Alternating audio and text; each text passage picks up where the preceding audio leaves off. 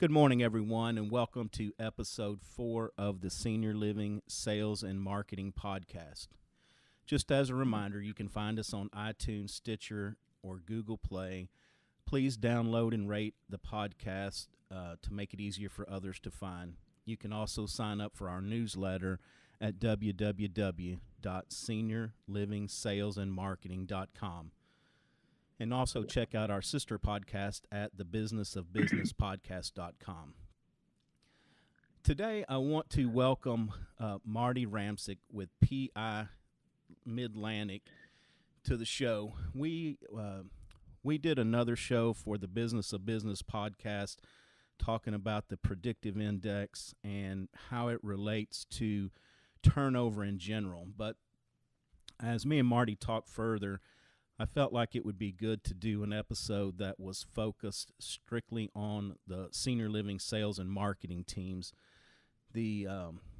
Marty has a very extensive background in senior living and in sales, and then I think that the sales process, and that's one reason why I started this podcast, is that the sales and marketing process has become a much more important function in the senior living industry now more than ever, with the economic environment, with the affordability issues, with the competition that's coming online, both other senior living providers and at-home care. It's more important now that when we do capture lead, that we're able to do everything that we can do to possibly close that. And I'm not talking about being a used car salesman. My philosophy is always building relationships, but I think we have to hire the right people that aren't used car salesmen, that know how to build relationships with prospects in order to increase our occupancy. So having said all that, Marty, welcome back. I appreciate you taking time out of your day to talk to me again.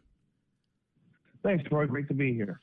If you don't mind, why don't you just tell the audience just a little bit about your senior living history and just a little bit about the predictive index as well as PI Midlantic. Yeah, my senior living history goes back to 2002, where I was VP of sales for Sunrise Senior Living, which was at that time nationwide, but now it's an international company. Has many senior livings not only in America but throughout in Europe and Canada. And then I spent about 10 years with a company called LivHOME, where we did in-home care versus assisted living care, but we did in-home care, custodial care for seniors. And then 2 years at Vintage Senior Living, again, a high-end senior living on the West Coast, California and Washington. And so over that period of time, I have about, I'd say 15 years in the senior living industry, experiencing both in-home and assisted living care. A little bit about Predictive Index. Predictive Index is a behavioral assessment that looks at a person's behavioral strengths in terms of what do they bring behaviorally to a company, in terms of the behaviors that you'll see in that person. And then from that, you can understand what motivates them, the motivating needs, better ways to communicate with them, better ways to coach and train them once you understand what their behavioral needs are and wants are that way. PI Midlantic is a consulting company based out of Annapolis. We're in Maryland and Delaware and Pennsylvania, along with Northern and Southern California. And my job is to work with companies and consult companies, help them with Predictive Index and help them get better results using this behavioral assessment tool to hire better, coach, train, and engage your employees in a more productive way to get, at the end of the day, get better results. Well, I think that your not only your background but your product, it's a very good combination for the senior living sales and marketing teams today. So let's talk a little bit about taking the predictive index. Just can you kind of explain what that process is? If I if I called you today and said, you know what, I'm fixing to hire Joe or Sally, and I really would like to do the predictive index on them, what does that process look like? Yeah, it's a very simple process. It's a process of we send them out. Everything is done online, and we would basically email them a link to complete the predictive index. Generally speaking, it's a real short assessment. That's one of the values of predictive index. It doesn't take the person who takes it a lot of time to do. It takes about 6 minutes to complete. And from that, we'll understand their behavioral needs. And predictive index measures 4 behavioral needs of a person. It measures their dominance, which is their drive to control or insert influence in one's environment. It also measures their extroversion, which is the drive for people and interacting with people. It measures patience, which is the drive for stability and familiarity with one's environment. It measures formality, which is the drive for detail and to do things perfectly. And in each one of those drives, we'll determine if they have a high dominance, which is more a drive for seeking challenges, or low dominance, which is more seeking harmony, and high extroversion, which is seeking people, low extroversion, which is more task focused, high patience, which is more process oriented, low patience, they're more variety in terms of like to juggle their tasks throughout the day, and then formality, that you can determine how much detail they're into and how much rules and processes they're looking at versus how much they're looking at more general guidelines in terms of how they like to be worked with. Yeah, and I think there's a fine line between being an overly aggressive salesperson versus being someone that knows how to pursue prospects and do thoughtful follow-up. Will the predictive index kind of help separate those two individuals? Yeah, that's a great point. I think what we've seen, what you see with predictive index is that you're going to see in the senior living business, you're going to find people that do well or high with extroversion, which means they connect very, very well with people. They're low in patience, which means they're very results oriented. Their some detail, but not over the top, where you don't want somebody really getting behind and falling in love with a CRM system and doing that all day.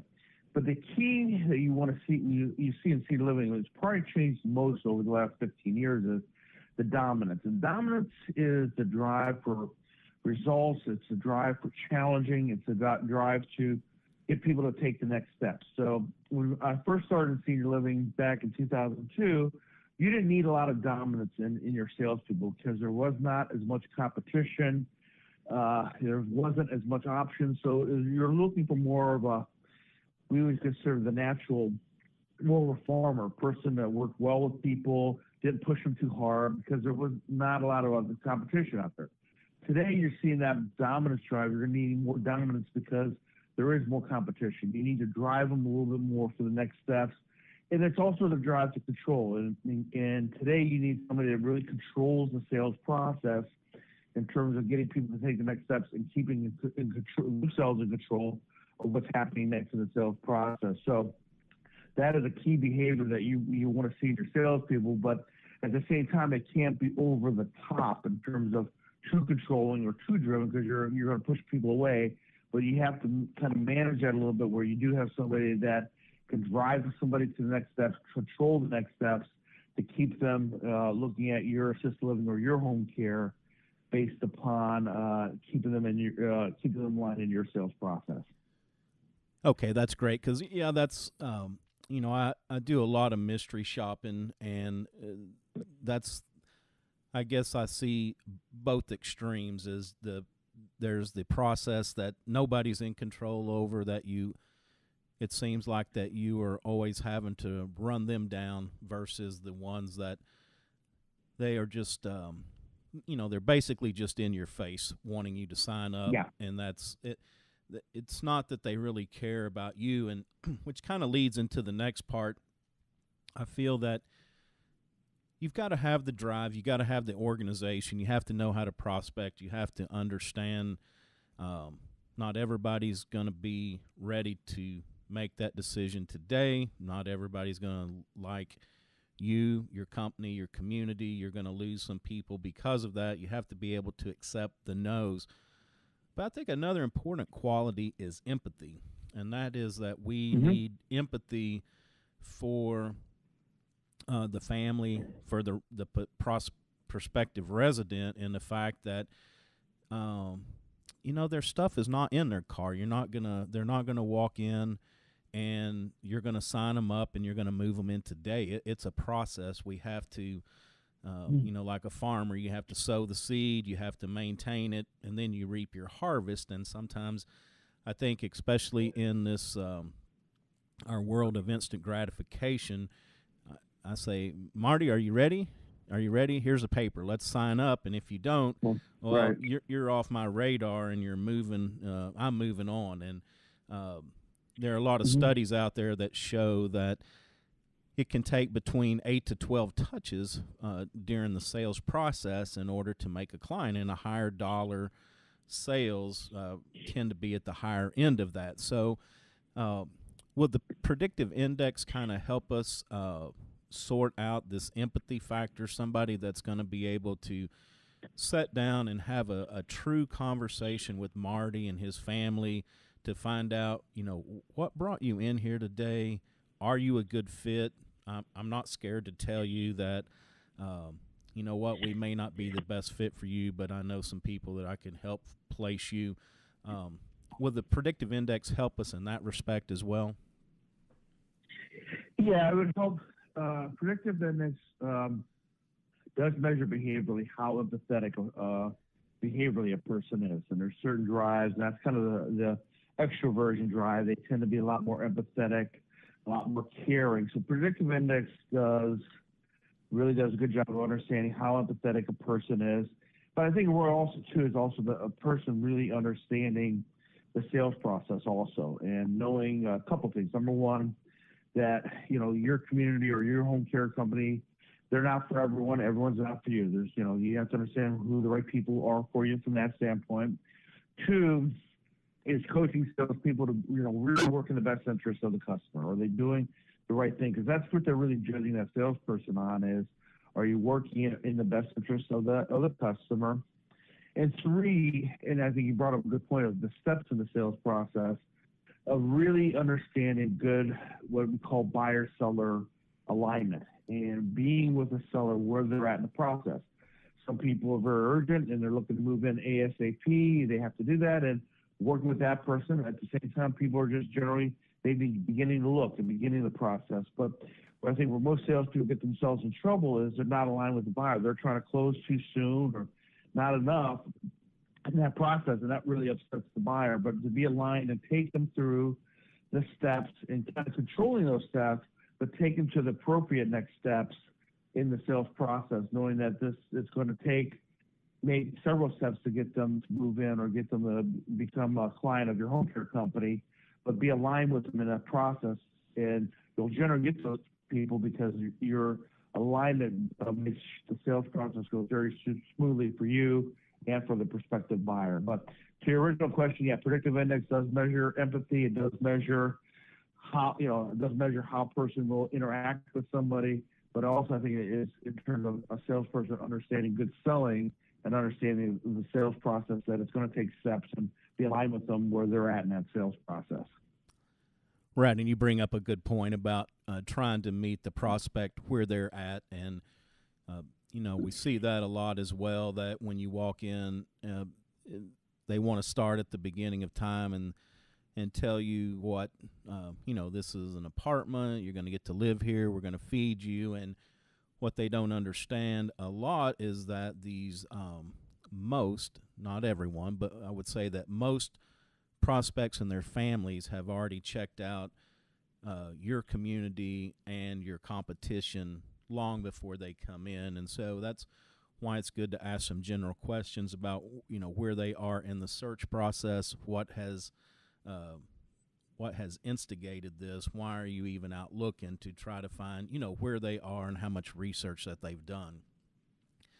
I think another big part of this process is, and why I feel it's so important on this empathy is talking with families and prospects, is to gain information, not only to see where they are in the process, if they're a good fit, but you also can get good follow-up information. And I'll be honest, a pet peeve of mine is when I'm trying to buy something and taking my time and looking at different people, different companies, and you get the inevitable email like, "Hey, I'm just circling back with you," and then are you ready to buy yet? And so that's one thing that when I get to coach sales professionals, it's very important to have these front-end conversations, because you find out what are some of the interest, what's going on in the lives of the prospects, of family members, because when you reach out to them and follow up, if you're communicating even with the family member, if they are into gardening, maybe you start off with, all this rain we've been having has probably been good for your garden, or if you know that the prospect has been maybe in and out of the hospital, you can ask about their condition, how they're doing, are they back home? It just gives you a lot more ammunition to have what I would call thoughtful follow-up and try to build the true relationship. Yeah, I think that's an important point, is really understanding what their needs are and what they're going through. It could be, it could be a person that just lost a partner after 60 years of marriage, and there's pretty lot of depression there. And what do we do to get that person back to living a quality life again? And all those things play a huge role. So understanding needs in this sale, I think, is hugely important, and that's why I think questioning skills, those empathy skills, are huge, because I need to know what their needs are. I need to know what they're running into, so I can adapt my presentation to their needs and what's important to them, not just doing a generic type of presentation of my community or my home care company, but really adapting to their needs and what's important to them. Right. And it kind of a thought that just occurred to me was we think of performing a predictive index on maybe the sales and the marketing manager of a community, so we understand more about them. But does this work the other way too? Is this good to maybe have the regional managers or the national sales managers or upstream, have them to complete the PI as well? So not only do they know how to communicate with their subordinates, but the subordinates may learn about how to communicate and what their managers are needing as well. Yeah, that's a great point, Roy. I think anybody in the organization that has an opportunity to complete the predictive index all it does is help them understand that person better and how to motivate with them and how to communicate. So, predictive index, it's a great tool. If I'm the manager, I understand, number one, am I making the right hire based upon their PI? But once they're on board, am I managing them? Am I coaching them? Am I communicating with them effectively? But at the same time, being transparent. If I'm the manager, my people know my PI. They know how to best communicate with me, how to best interact with me.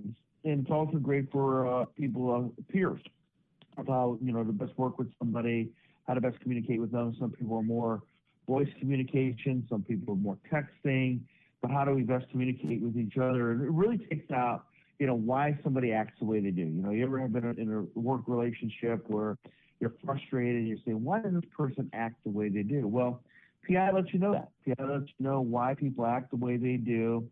And knowing that behavior is hardwired in you. It's kind of like your eye color. It's kind of given to you. It's kind of like, how tall you are. It's kind of those things you really can't change. Behaviorally, we really can't change our behavior. We can adapt. We understand ourselves. We can adapt our behavior, but we really can't change it. Knowing that, how do we best work together and bring out each other's strengths to create a better team, not trying to change somebody or just being frustrated with somebody on how they act the way they do.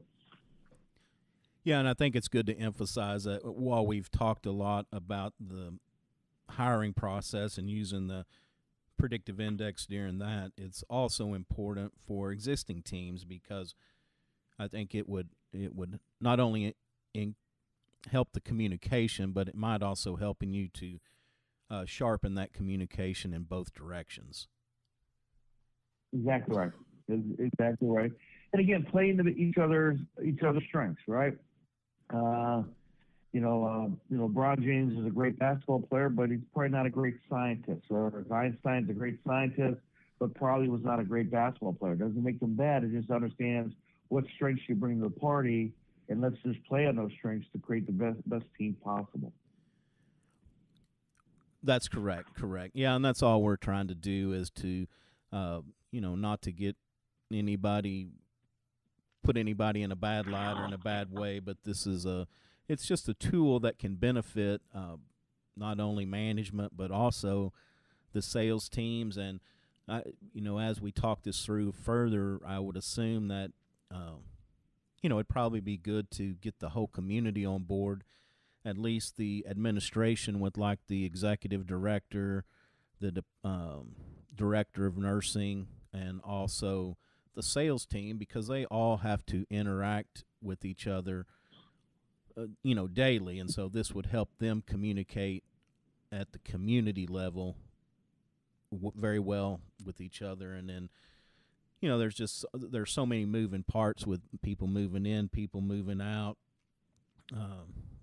just all the fires that come up during the day in the life of a senior living community. And really, what it really is, Roy, it's investment. Think about what is your most, in senior living, what is your most important, thing that you have, and that's your people, right? If you have great people, you're going to be successful. If you have great caregivers, you're going to be successful. If you have great nurses, you're going to be successful. You got to have a great sales team to be successful, a great executive director. And Predictive Index helps you predict that. So it's a really investment in your most important asset that you have is your people, to making sure that you're making your people decisions correctly, doing a better job of making sure you get the right people on the bus. But secondarily, making sure that once they're on the bus, that I'm engaging them, I'm motivating them, that they're bringing their best, and they do what they do best every day to create a different experience and great experience for you, the people living in your community, or the people you're working with home care from that standpoint. So it's a tool to really make sure that you're getting the best people on the bus that fit what your community needs are behaviorally. And then once they're on, I'm doing a great job in terms of engaging them and working with them. I think Gallup did a survey a few years ago that 7 out of 10 American workers are not engaged in terms of what they do. They're not engaged in what they're doing on a daily basis. Predictive Index helps with better engagement, helps you understand what that person is going to bring behaviorally to your company, and then from there, how can I best engage with them to let them do what they do best every day. And when you do that, you're going to have more of an engaged employee, and at the end of the day, you get better results. Yeah, and that statistic that you quoted it's unbelievable that we have employees walking around like zombies in companies that aren't engaged, and that also relates to the about the same number are passively seeking other jobs. They may not be actively looking every day, but if someone approached them with another offer, they would be willing to listen. And so here again, that relates back to the employee retention and how important it is to hang on to, our best players. So we talked a little bit about how it would help teams communicate and managers communicate both up and down the line. But let's say, I could put on my best suit, comb my hair, brush my teeth, come in and sit down in front of the hiring manager, and for 30 or 45 minutes I can talk a good game, and I can really have a good attitude. And you know what, I love seniors, I love selling, I love getting on the phone, making cold calls or following up. I could say all the right things, but I'm not that person. And so can Predictive Index kind of help not only weed out those skills, but also the attitude, because that's the one thing that I talk a little bit about as well, is that, when you hire, you really want to hire for attitude, because you can teach a lot of skills. And the other Mhm. part of that is that, attitude is like a virus, and you have to look at people and think, do I want other people catching this attitude? So, will the Mhm. PI help on the attitude? It won't be as much as the attitude as much as some of the other examples you use, Roy, in terms of empathy, in terms of follow up, that type of thing. Attitude a lot of time is more we choose our attitude every day. We choose to get up and be positive today, or we choose to get up to be negative today. Those are more choices. But the one thing when we go back to attitude is, if I'm doing what I do best every day, I'm going to be more excited about my job. So, to your point, when a person comes in the interview, if I have their predictive index in front of me, I understand behaviorally how they're hardwired, which allows me to ask behavioral based questions to see if they've actually done these behaviors that we're looking for in the past, or can they do those. If it's follow up, I'm asking questions of, give me examples of when you had a follow up system, and your follow up system that you've used in previous opportunities that you had in your career, or it's a where we need strong closing skills. Give me examples of how you close an indecisive client or prospect. So with having the predictive index, I can behaviorally interview somebody to really see if I can pull out the behaviors, if we're actually getting that person versus a person telling me everything that they can do. We can all talk as a game. Predictive index will kind of make you see if a person can really walk the talk. Okay. And then, if you don't mind sharing just about how many of the PIs have been completed, because I think from our talk the other day that not only in general, but probably for the senior living industry, y'all have a very good baseline for the different positions. So when somebody does, in the hiring process, somebody does take the PI, y'all will know how they fit in with the high performers in those positions that have already taken the PI, correct? Yeah, we work with a lot of assisted living companies. A lot of home care companies are our clients, so we have kind of a baseline of the different positions of what PI they would be looking for different positions. But again, we want to treat every company individualistic. So what we do is a kind of a couple step process. Number one is, with the PI, we have what we call a job assessment, which is the people that are in the hiring of that particular position, and we usually recommend 3 to 5 people that have skin in the game for that hire, fill out a job assessment, which is really going in and checking off the behaviors they think that they need for that role. And from that will PI always gives us a pattern in terms of what we're looking for. So that would give us a pattern from what the hiring managers think that they're looking for. And then if they have top producers, we would go in and do a talent analytic on their top producers to find out what are their top producers' PIs look like in terms of the behaviors they're bringing. And then we would compare that job assessment with people filled out with their top producers to look for consistencies. And then from there, agree on this is the behaviors that we're looking for a salesperson in that community, for a nurse in that community, for executive director. We agree on, just like you agree on educational requirements, just like you agree on skill requirements, value requirements in terms of ethics and honesty. Now you want to agree on what behaviors you're looking for each role for that particular company, for each role that you have there, based upon doing the job assessment and looking at your top performers and looking for consistencies to get a better target in terms of who you want to hire for that role to get it right. Okay. Well, Marty, we've covered a lot of ground today. I certainly do appreciate you taking time out of your day to come back and, talk more senior living and sales focused. Is there anything else that you'd like the audience to know about the PI, or how the predictive index can help them and their teams before we go? Yeah, the only thing I would say is I think in senior living, in my experience, is I think where people make a lot of mistakes is they just hire other people's problems. There's a lot of a lot of turnover in the industry, and people kind of bounce around from company to company. And my experience has always been, if I can teach, especially in sales, I can teach somebody how to sell. Selling is a skill set. It takes some hard work to be really, really good at it, but I can teach somebody how to sell. My thought process is if I can get the behavior right, if I got the right behavior and right attitude and right ethics, if I got that right, passion for seniors, and I got the right behavior, I was going to be successful, and I have a lot of loyalty with that person because I'm teaching them how to sell. So my recommendation to you is, not get in that game where you're just hiring other people's problems and other people's people that are just kind of bouncing around, but really get A talent by hiring the right behaviors and teaching them how to sell, teaching them how to do the job. And then I think you'll find a lot of success that way and have a lot of loyalty also when it comes to that.